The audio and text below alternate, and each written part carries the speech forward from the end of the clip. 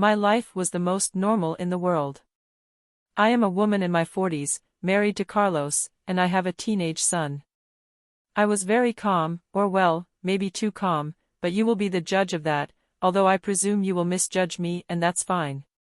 Anyway, my son Luis was 15 years old and liked to visit the house of his uncles, brothers of Carlos, my husband, but it was not for them, but for his cousin Diego, with whom he shared all kinds of things that young boys do at that age. It was normal for him to go to his uncle's house on Fridays to see his cousin and hang out all afternoon and sometimes even Saturday. Before continuing the story, I ask you for a second to give a like to the video. It doesn't bother you at all and it helps me a lot.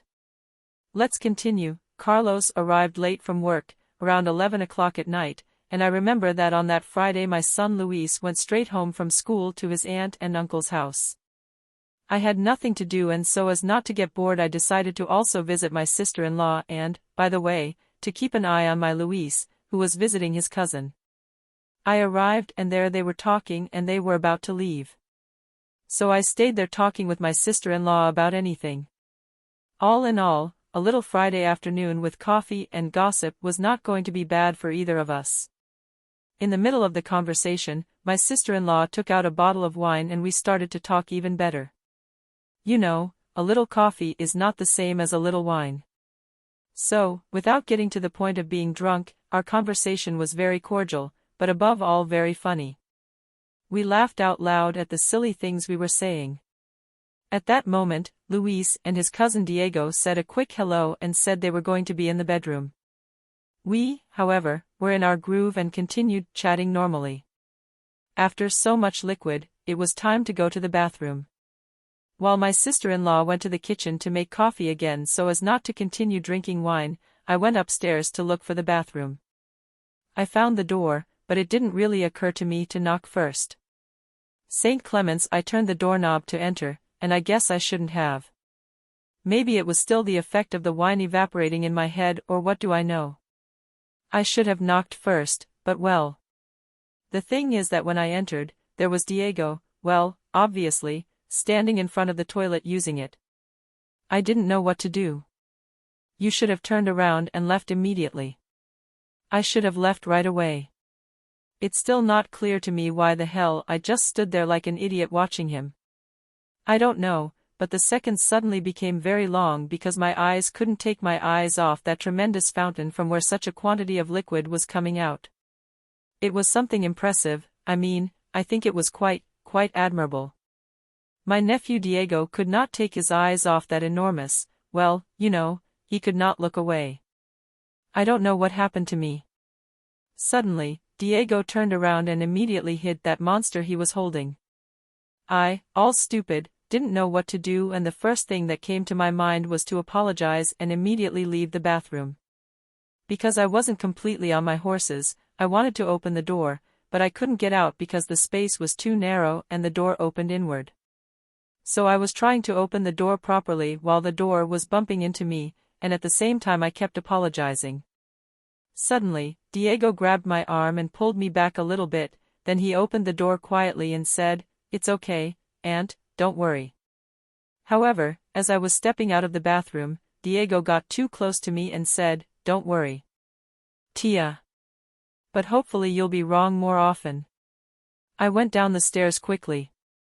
What had just happened was something completely unexpected, and it was also something I had not disliked. Perhaps at some other time I would have strongly reprimanded my nephew and informed his mother about what had happened, but I didn't. I didn't want to. It was 11:30 and Carlos picked up my son and I went to the house.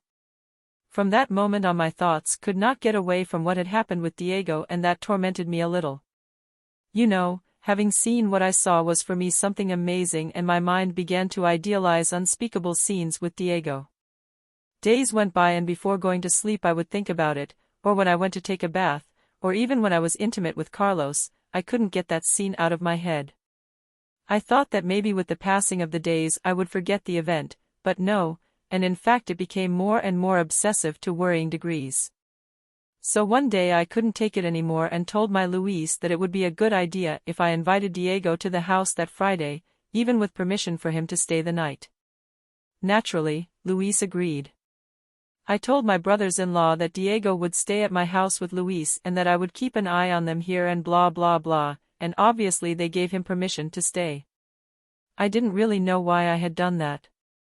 I know I was ready to do something, but I didn't plan anything. I just wanted Diego to be at the house and then I would see what I could come up with. Finally it was Friday and that same afternoon Luis and Diego arrived together, ready to spend the afternoon playing with their consoles or doing their own thing.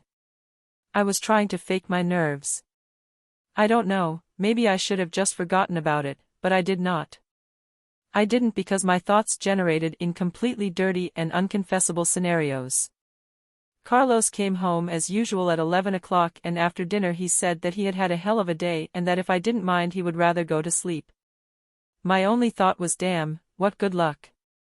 I knew that Carlos, when he got tired and went to sleep, there was no human power that could wake him up and he would stay that way until the next day. I stayed in the living room watching a Netflix series and all you could hear were Luis and Diego commenting on the moves they were making with their console games. I don't know what the hell I was doing sitting there, it made no sense.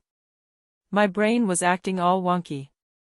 I should just go to sleep. Maybe what had happened at Diego's house was exaggerated by my mind derived from the alcohol I had ingested.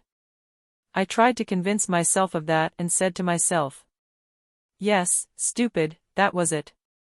You were half drunk and that's why you gave a stupid meaning to things. You'd better go to sleep now. But I stayed in the living room until later, around 2 in the morning. By that time I could no longer hear Luis or Diego's comments, maybe they were already asleep. So I got up and went upstairs to go to bed. Anyway, I was still trying to convince myself that all that nonsense I had been thinking was a product of drinking a few glasses of wine on that occasion. No big deal. First I went to the bathroom and started brushing my teeth. I finished and splashed a little water on my face to see if it would bring down the heat a little. And, my God, I felt hands on my waist and they were hands that were not completely unfamiliar to me. I knew perfectly well that they were not Carlos' hands because he was still snoring scandalously in the bedroom. I closed my eyes because I instantly knew who I belonged to in those hands and I also heard his voice behind my back telling me. You see, now I'm the one who made a mistake. You think? In 2 seconds the robe was on the floor and my mouth had more than just the toothbrush in it. I was really surprised how I was able to devour so much, so fast and with such desperation.